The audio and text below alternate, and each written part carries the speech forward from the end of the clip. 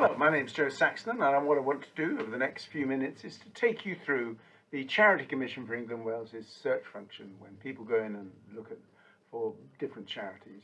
You'll see up on screen how you find that search function, and I'm going to presume you found your way to a particular charity. I'm going to start off with what I think is some of the good stuff about the individual results for each charity. What you can see up on screen now is the two individual pie charts you get for income and expenditure. These are from Marie Curie. They're chosen at random. They're a well-known charity, and I don't mean to signify anything by using them in particular. So what you've got in red is the donations and legacies income. What you've got in yellow is the trading or retail activity income, and what you've got in blue is the charitable activities income. So that's on the income side, and on the expenditure you've got a pale blue which covers the money spent on raising funds, and in the deep blue the money spent on charitable activities. And I think that's a helpful overview. The next bit that I think is good is the people side of things. So you've got here for Red Cross the fact that they've got 3,350 different employees. You've got all the different salary bands. You can roughly get a sense of how many trustees there are, how many volunteers, and so on. And I think that's a really helpful overview for individual charities if somebody's wanting to find out more about them. What about the stuff that's not so good, the bad stuff? Well, what I think you'll see on the pie charts, again up on screen, is that they are confusing. So on the income side, the red and the yellow are the donations and the trading activity in particular. But on the blue side, those two are combined actually with some other bits of income as well, such as investments and in some cases communications, into a single light blue bar. So when you might look at it as a punter, what you'll see is potentially some misleading calculations. So in the case of Marie Curie, it looks like they're spending £40 million to raise 90 million. In practice, their results are rather different from that, because that 90 million is donations and legacies, and actually that is also including the money they spend on trading, the money they spend on communications, and so on.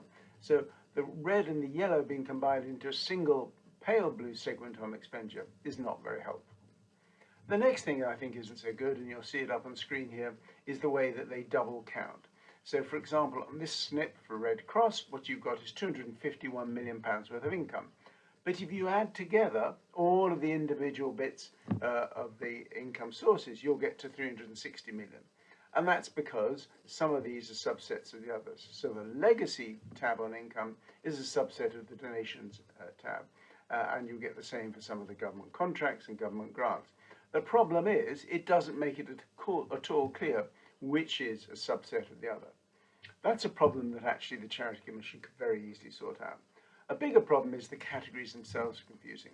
This is a little snip that we've got for British Council. Now it looks like they're raising some really pretty chunky amounts of money from donations and legacies, 186 million it would imply.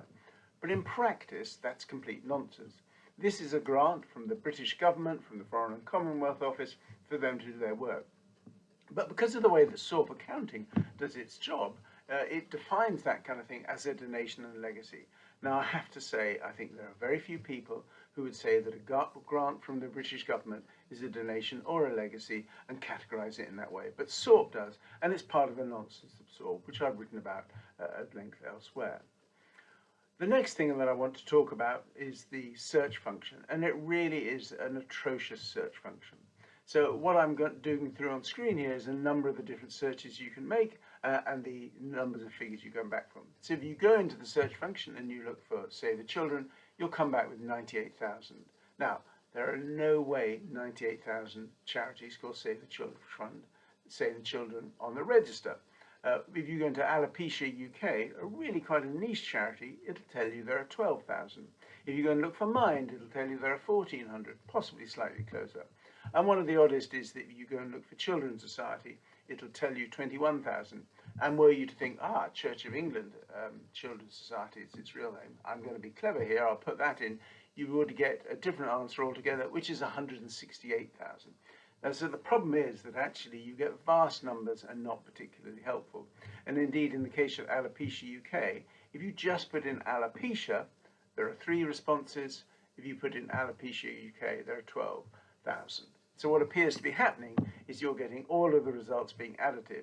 So you get 3 for alopecia, and 11,997 put in there because they've got UK. Each word is being added into the search function rather than the sum of the total.